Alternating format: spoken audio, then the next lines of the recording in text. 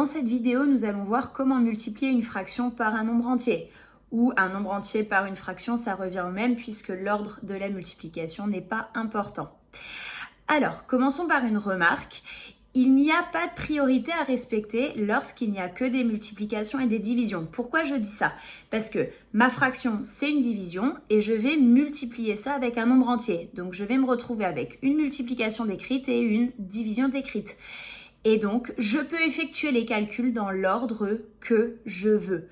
On a déjà effectué ce genre de calcul dans la proportionnalité, quand on prenait un pourcentage d'une quantité. Mon pourcentage, c'était bien une fraction sur 100.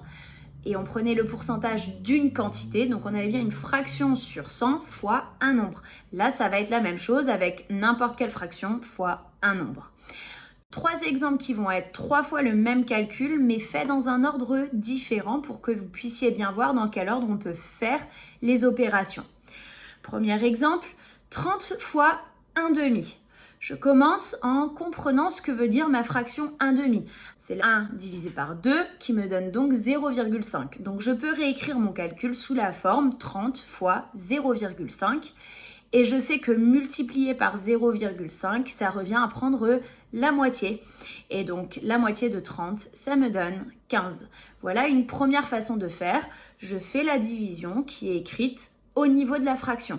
Alors, attention, si jamais c'est une division qui n'est pas évidente à faire, il vaut mieux pas essayer de se lancer dans cette méthode-là. Il vaut mieux prendre une des deux méthodes qui suit. Deuxième méthode, je reprends toujours 30 fois 1 demi. Ça, c'est la méthode qui fonctionne peu importe les nombres qu'on a. Je vais commencer par faire la multiplication.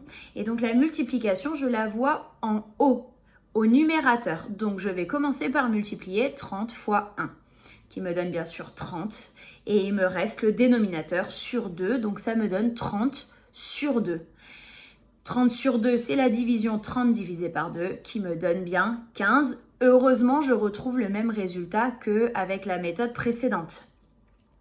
Et enfin, dernière façon de faire, on joue un petit peu plus avec les nombres, on repère qu'il y a un calcul qui est simple à faire dès le départ. Je vais commencer par faire la division entre le nombre entier et le dénominateur. Donc je change ma division, mon divisé par 2, je le change de place. Je ne vais pas écrire à une autre place, mais vous voyez, j'entoure ça d'une manière un peu bizarre. Et je fais bien 30 divisé par 2, qui me donne 15. Il reste le fois 1 que j'ai pas encore calculé, donc que je réécris. Et 15 fois 1, bien évidemment, ça me donne aussi 15. Donc, vous pouvez, à chaque fois que vous avez un nombre fois une fraction, vous pouvez faire une des 3 méthodes là, le calcul dans l'ordre que vous voulez.